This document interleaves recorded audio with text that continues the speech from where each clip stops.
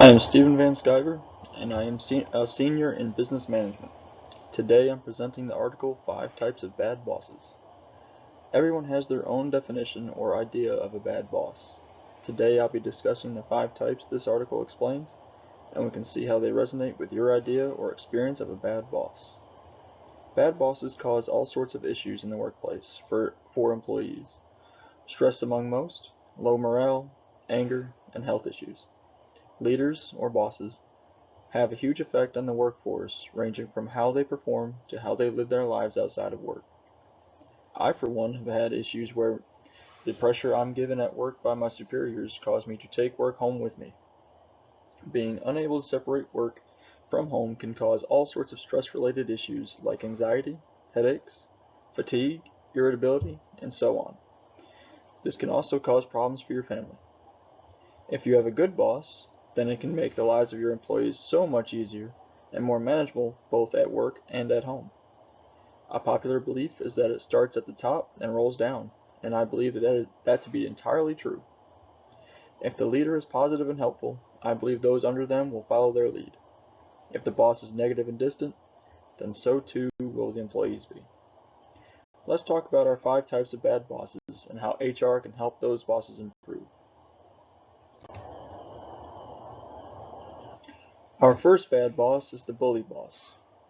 They use intimidation and humiliation to keep people in line, even though this has the opposite effect. In many workplaces, the bully boss will berate, yell, or otherwise act out of sorts to get what they want done. Many times, this boss will have a sense of overinflated ego, or think they are untouchable and can get away with anything. More examples of how a bully boss acts are abusing or threatening to abuse an employee, spreading rumors or gossip, excluding people on purpose, making someone feel useless or not good enough, invading your personal space to make you feel uncomfortable, and spying. Something a boss needs in abundance when leading people is empathy, and this boss lacks that entirely. Every person lives their own lives and deals with their own problems. For example, if someone is late due to their children being sick, that employee may absolutely understand some sort of discipline for their lateness, but a boss having the least bit of understanding and empathy for their situation can go a very long way. Treating your employees with respect and treating them as people rather than machines makes a huge difference. Encouragement is everything. Encouraging your employees when they do well will also make them better at receiving constructive criticism. These bully bosses can also be very entirely ignorant of how they come across. This is where HR professionals should step in and describe to managers how they can provide their management weaknesses and not only improve themselves, but also their employees by improving how they manage. Our second bad boss is the micromanager. This boss hovers and ensures everything is done as they would do it, which doesn't allow for employees to take their own initiative or is unable to handle the job on their own. Examples of the effects of this boss are poor morale, creativity at an all-time low, constant reporting to the boss about every little thing, manager hoarding knowledge and not spreading it around to make everyone informed and equipped to do their job well, and poor delegation. It may be difficult for HR to help with this type of boss, but some ways are having a positive relationship with managers for occasions such as this, so the managers are more likely to listen to constructive criticism. Role-play exercises may also help to show the managers what they're doing and to experience it for themselves.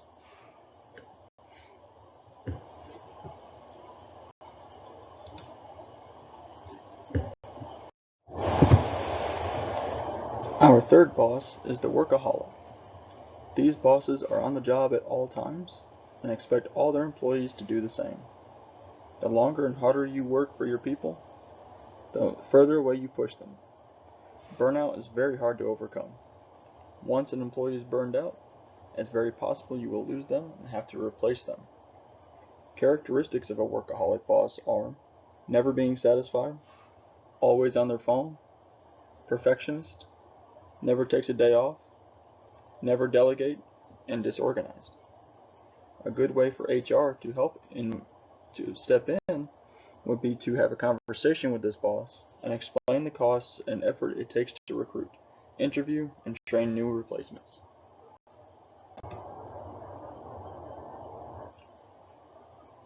Our fourth bad boss is the by the numbers boss. This boss is the opposite of a micromanager and lets their team work without direction.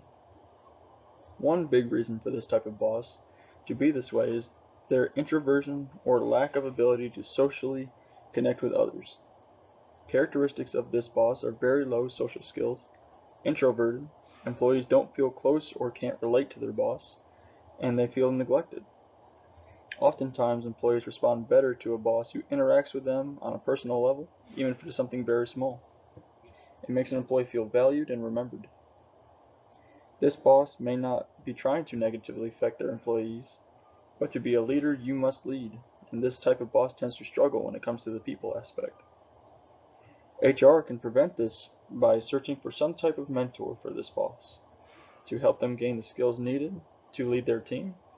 Bosses are meant to lead, so finding someone to teach this boss to not only do their job well, but also to lead their team is crucial.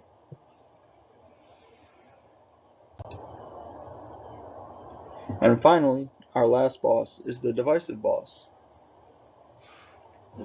This boss is usually promoted from within and will stick to the same friends they had since before promotion, which also promotes favoritism. Sometimes it can be hard for someone to separate themselves from the coworkers they had before and become their boss. While it is a great idea to promote from within, it can be very difficult to avoid favoritism. Divisive bosses can also have toxic tendencies and hurt an employee's confidence in themselves, completely ruining someone's mental health. Posturing is also something this boss will do. They will want to prove to their previous coworkers that they deserve the job they received, and will go to great lengths to show it. The best way for HR to handle this situation is to separate the boss from that group. Have them lead another group or in another location.